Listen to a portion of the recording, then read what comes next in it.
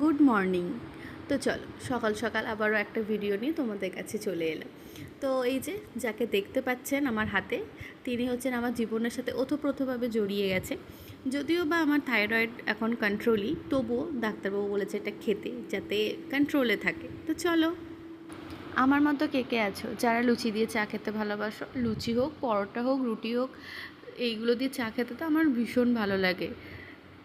জানি খেলে শরীর খারাপ করবে, তাও তো চলো সকালবেলা উঠে আজকে আমি তোমাদের গুড মর্নিং জানিয়ে দিয়েছি। তারপরে যা আমার ডেলি রুটিন, ওষুধ খাবার তো থাকেই, সেটা খেয়ে নিলাম, চা খেয়ে নিলাম, আর এখন একটু বিছানাটা গুছিয়ে নিচ্ছি।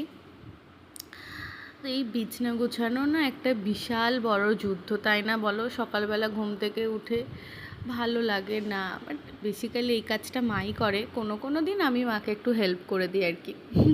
তো চলো, বিছানা গোছানো আমার হয়ে গেছে। তো এবার বাইরের পরিবেশটা, ওয়াও, আজকের আকাশটা দেখতে খুব সুন্দর লাগছে।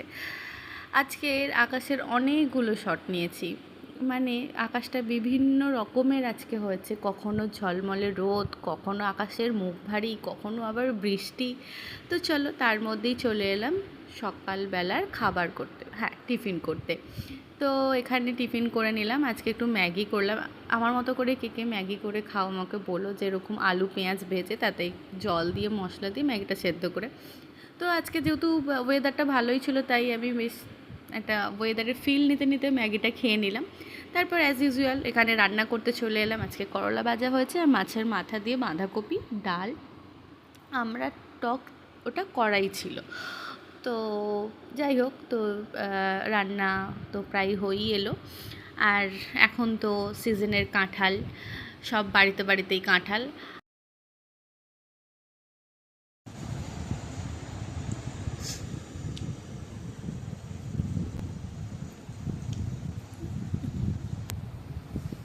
মা ধুয়ে ধুয়ে আনছে, আমি খাচ্ছি বসে বসে।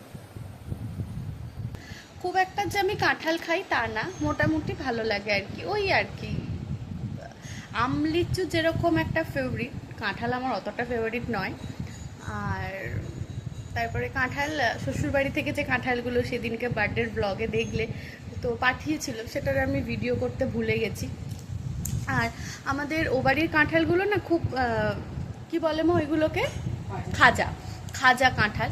আর আমার অতটাও খাজা কাঁঠাল খেতে ভালো লাগে না, একটু মানে নরম। আমাদের ওইগুলো অনেকটাই বেশ মানে একদম শক্ত শক্ত কাঁঠাল। হ্যাঁ কাঁঠালই তো।